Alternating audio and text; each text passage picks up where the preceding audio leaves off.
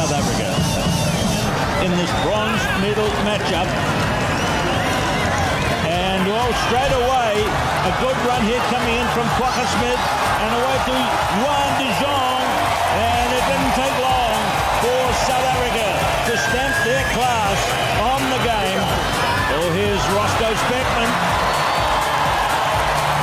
Now he was not touched. It's going to be tough for Japan. Through he went. Here's Cecil Africa, one of the craftiest men in the business, and he flights it out wide. And who better in the reply than Roscoe Speckman? Winning white! Oh no, he's number 8. Taken by Africa again. Open country ahead. And he races into the corner, and that's try number 5 for South Africa. Look at this, Lemeki, up to halfway. They run at the gaps, but it's gone to Africa. Will he go again? Floats it wide, and this time it's a run-in for Justin Hiddleston. The hits keep on coming. Taken by Colby. Colby away to Speckman. Speckman through and away.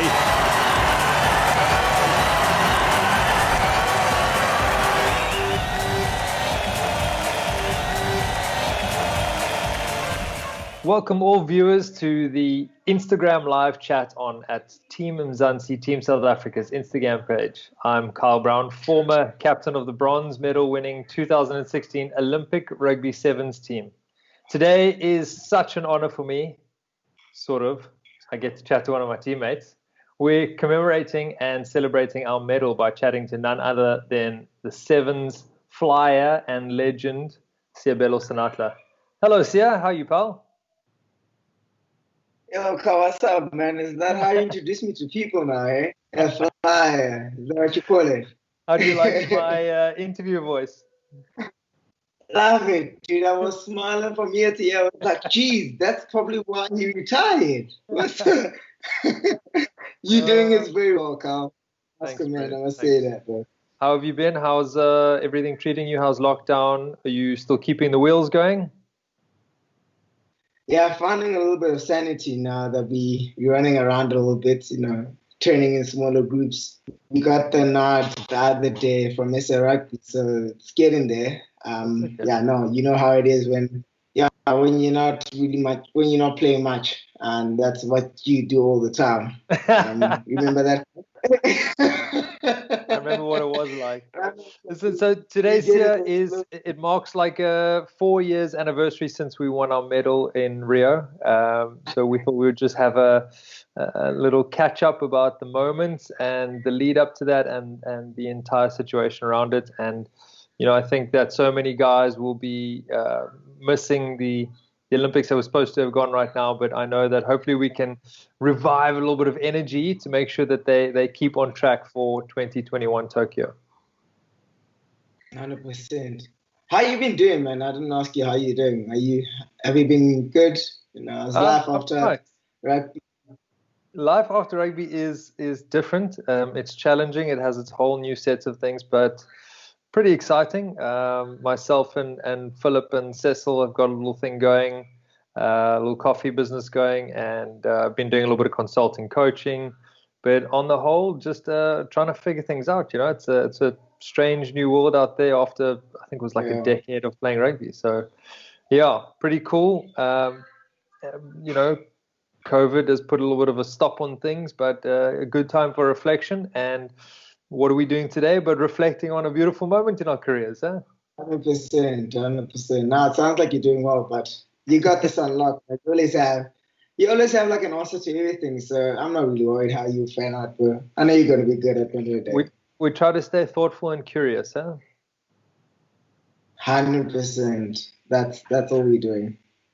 See, the Olympics is all about like friendship and experiencing different cultures and things. And were you able to build a couple new friendships and experiences that keep the Rio memories flooding back? Like, do you still chat to a couple athletes? Do you have a couple pictures up on your wall that have the memories coming back all the time?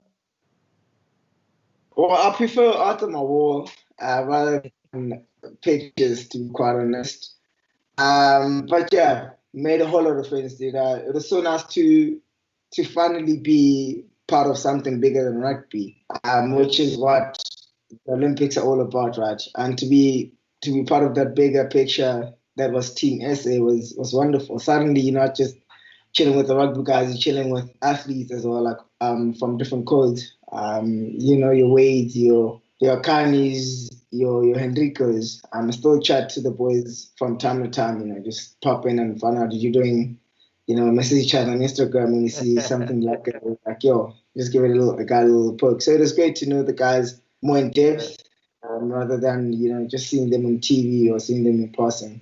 So great friendships. I think having been there, it was amazing. How did you find it? Yeah, You were more. Huh? You were more. You were more all about. You were roaming around a little bit more than I was. I play the tourist thing quite a lot. So that's what I enjoyed about traveling, was just discovering new places. So no, I mean, listen, the couple of the good friendships we actually made were from the Commonwealth Games in Glasgow 2 years before the Olympics, and I think we carried on a couple of those. And our first experience in those multi-sport events or multi-sport sort of things like the Olympics and the Commonwealth is just realizing that you're playing for something so much bigger, and then finally, being a part of all of that, and then the energy is so much greater than. I think we just lived in a bit of a bubble in the rugby side of things, and we travel from this place to that place, and we start taking things for granted. And I think that was maybe one thing that also stuck out for me, was how well we're looked after, as a team. But always good to meet those people. I met a couple of the hockey guys at Commonwealth, and I've caught up with them, and a couple of swimmers and a couple of athletes. So it's all been pretty good. I was asking you about pictures and things like that. I've still got one picture that's like probably my favorite picture of all time. Which one is that? We're playing against Japan in that match, and we'll get onto that match just now. But I chased the kickoff and I jumped, but there's a picture from like the Japanese try line down the touch line where I was running, and I'm jumping, and my hip is at like a dude's head. And in the caption of the photo, it says like Kyle Brown jumps for a line out. And I was like, it's not a line out. I jumped on my own.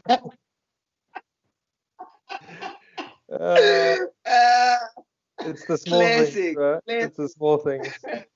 How many of those halves did you have? Because I know I get a lot of them. Or I got a lot of them when I was back at the sevens, because it was myself, Branko, and Cecil looking all the same.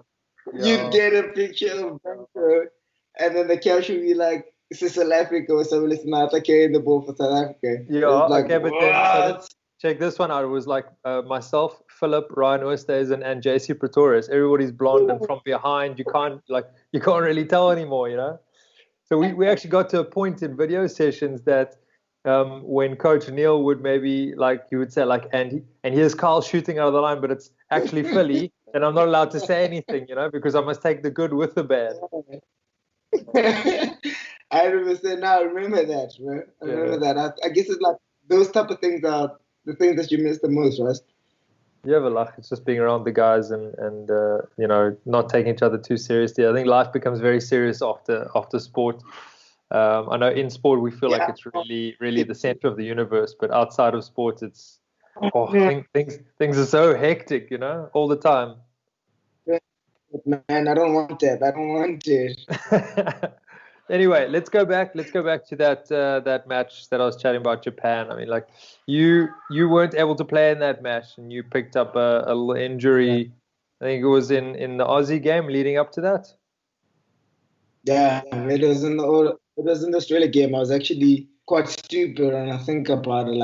I think to myself, the game was done. I should have just let the ball go, because it was in the dying minutes of the game. I kicked and then I chased it, and I tried to kick it again, and the oak pushed me, and I fell and fractured my wrist. I broke my wrist.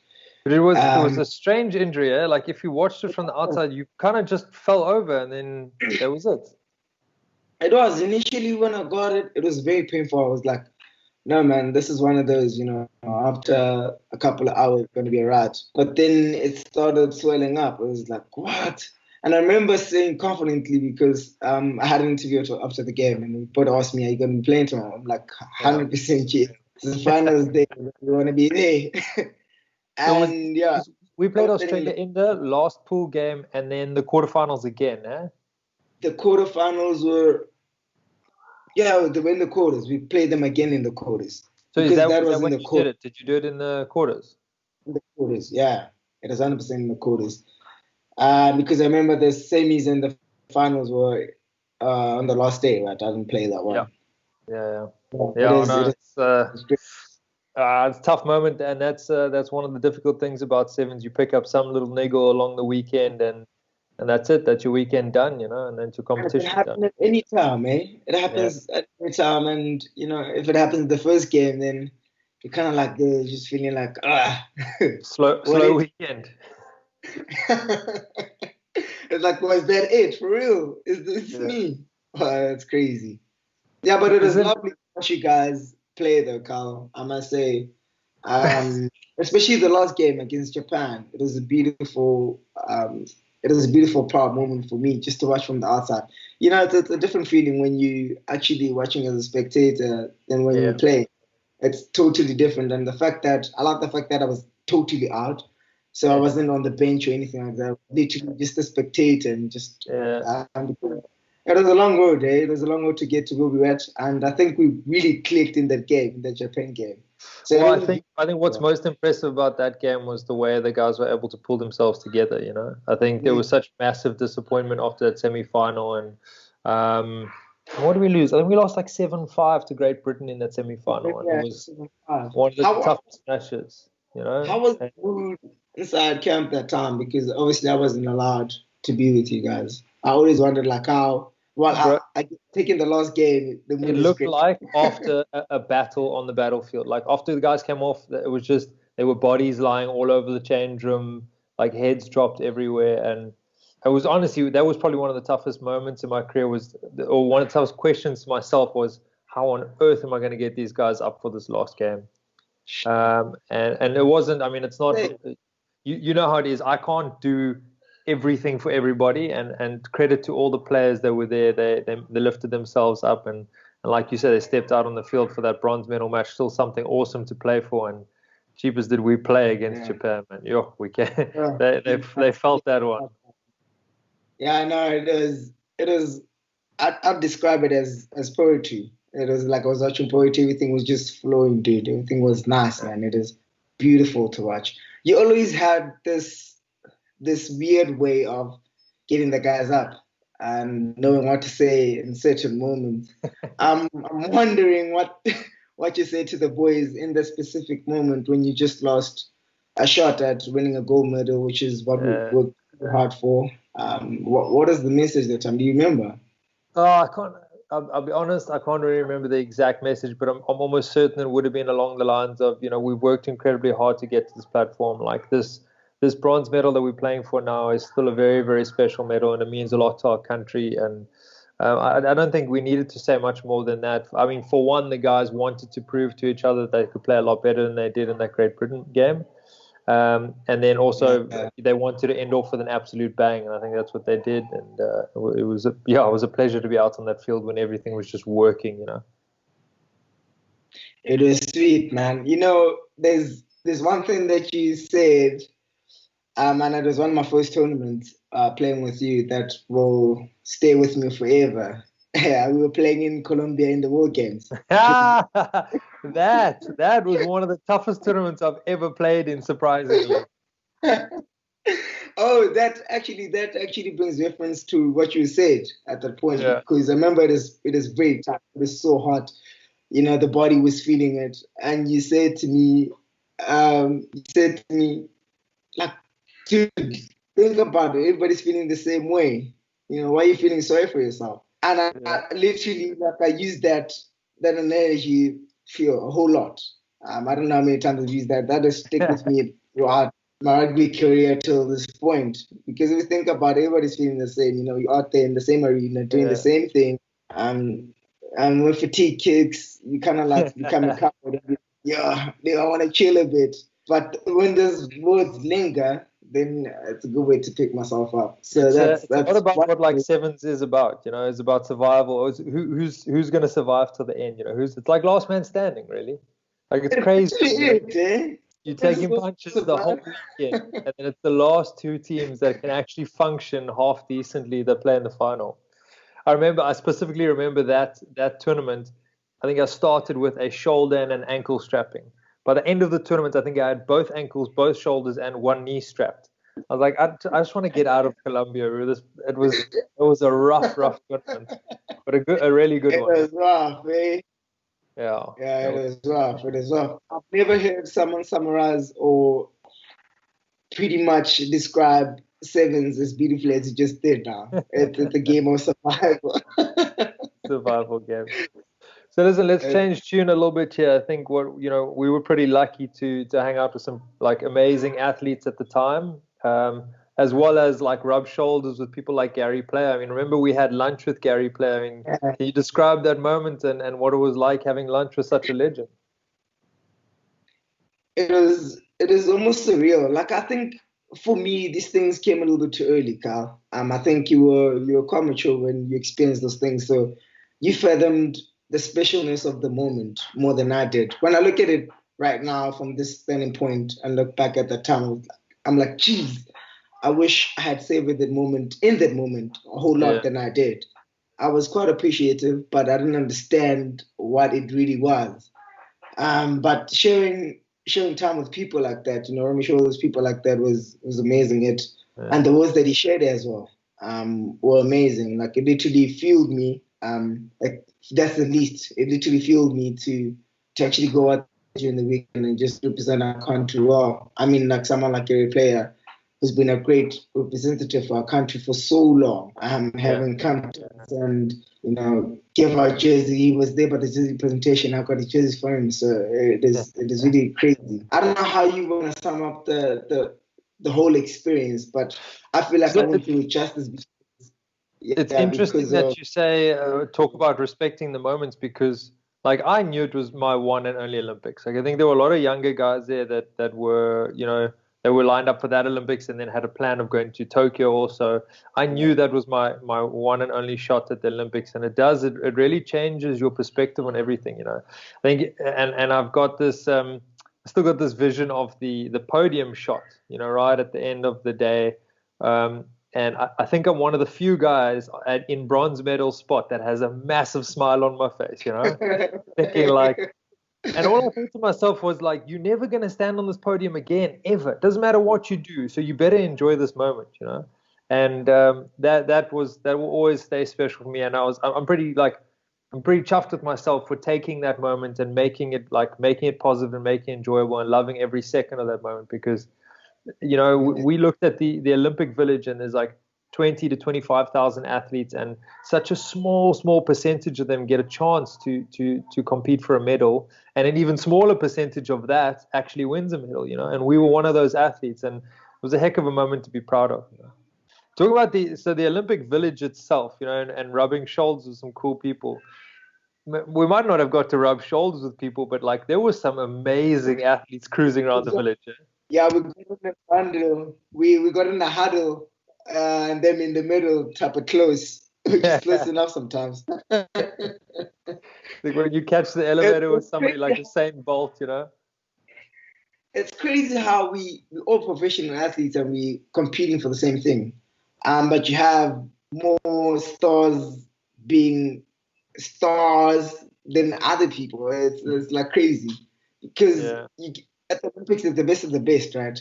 But you get someone like you saying being in the village, and the best is also going crazy for him because he's the same. I don't know. I don't know how it works. Yeah, I think it's just different levels, like everybody's a professional athlete there, but some people are just competing at a supreme level. Yeah, I know. He's the King Kong, man. He's the King Kong. As I said earlier, I was quite ignorant of what was happening at that point. You know what I mean? I was at the games. Yes, I understood what it was. I was there to give my best and represent my country well.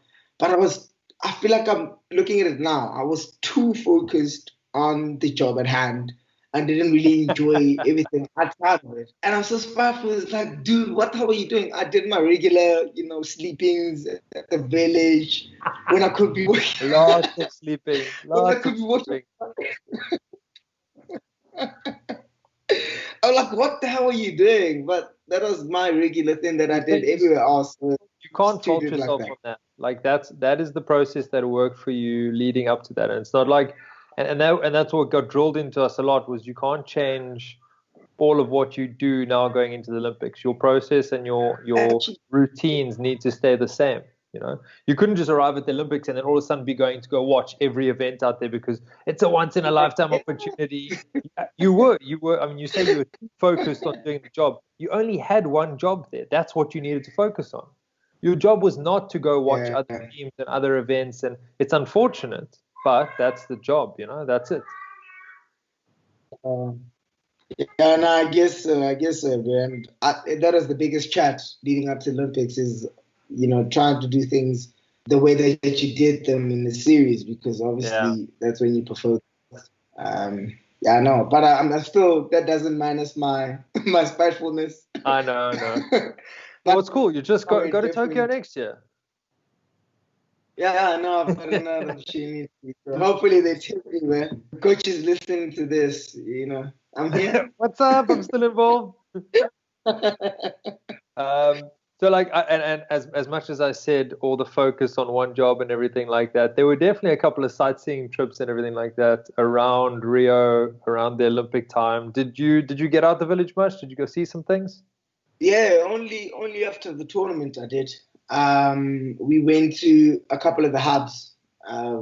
Essex had a nice hub. Went to the Oakley hub. Yeah, we literally, we literally try to travel around and see all the hubs, because like the infrastructure that was what was present in those hubs were amazing. These brands go all the way out, for the Olympics. They make it like a truly special experience. So visited a couple of hubs, went to the beach, went to go see the crest, the statue. So I did quite a bit after the tournament, because obviously nothing to focus for, and I just try to travel here and try to see as much as I can. But that was for like in 2 days. I literally bombarded 2 days. Just squeeze it all in there. 100%. It was like, okay, it's done now. Let me squeeze everything in. Did you get to do a couple of things there? I always touristy around. I get around and go see some things and plan some trips around there. But I think my fondest memory was the lunch we had. I don't know if you joined us at that lunch, but it's these like Brazilian grill like restaurants where they just come. Were you there? Yeah, dude, that's where you interviewed me actually, like you're doing now. You're trying to interview me while I'm just chatty. Remember I had that interview about when Jorge gave his medal to me. We had that interview. I saw it the other day. I think there was a restaurant leading up to that. It's like that card where you flip, if the red side is up of the card, then they don't serve you anymore. I was there.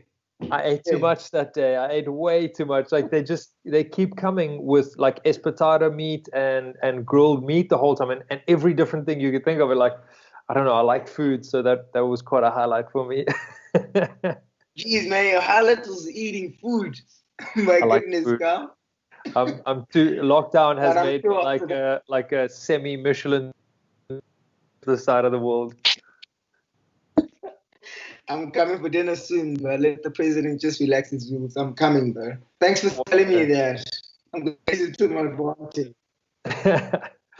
So I mean, like we all know that what happens on tour stays on tour. I mean, sort of, unless you film it on Instagram, then it like the whole world knows about it. But I mean, are there any funny stories that come out of Rio? I mean, I know it's a cool way to mix with other sporting codes, and there's a fair bit of interaction around the village there. I mean, you got any tales for us or anything? Not really, but I think that's more your spot. I'll tell you what, that's more Frankie's spot actually. Frankie's like you remember Frankie's always the storyteller? Yeah, but you're next in line. You always heard the story, so surely you found some way to kind of like accumulate one. No, I mean, I don't have too many stories. My life was boring then. Remember, I just went to training and slept the whole time, so there's not too much to tell from that. I don't Apart believe from my any of physique. that for a second.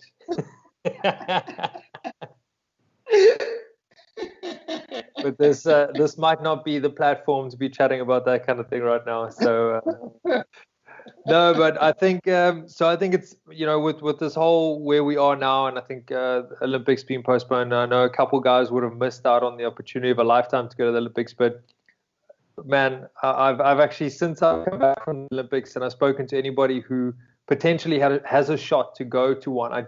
All I can say to them is just get there. I don't care how you do it, just get to the Olympics. It's incredible. It's an amazing moment and it's an amazing opportunity to represent your country. And I think we loved every second of it, and we love being part of Team South Africa. And we're so grateful to be able to go to the Olympics. I think our sport is freshly back into the Olympics, and we were just sort of at the right place at the right time. And I think so many guys have either missed that boat or because of even with COVID pushing Tokyo to next year, might have missed it too. So special moments in Rio, and I'm stoked that we could catch up about it. It was really cool to chat to you again. Yeah, no, it was really great, bro. It was really great. Thanks for the chat, Pat. Yeah, boy. Look after yourself, and I hope we can see you flying down the touchline pretty soon again. 100%. Maybe at the next Olympics. Hint, hint. I'm doing the best I can, man. I'll be sure to forward this link to Coach Neil. Yes, thanks, man. That'll be the last. Stay well.